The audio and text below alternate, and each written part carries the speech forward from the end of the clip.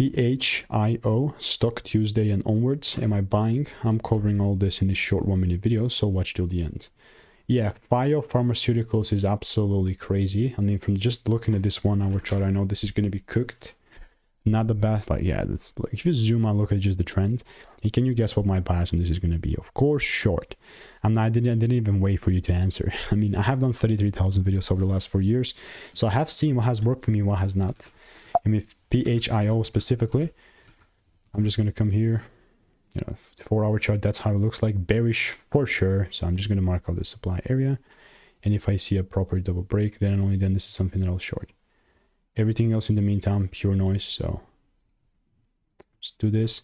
If you want to make more money trading in a simple and lean way, click the first link in the description. It's a free newsletter. But yeah, like I don't even expect my rules to be met because now the price is now right here. But I'm just saying, not an environment that I would also trade.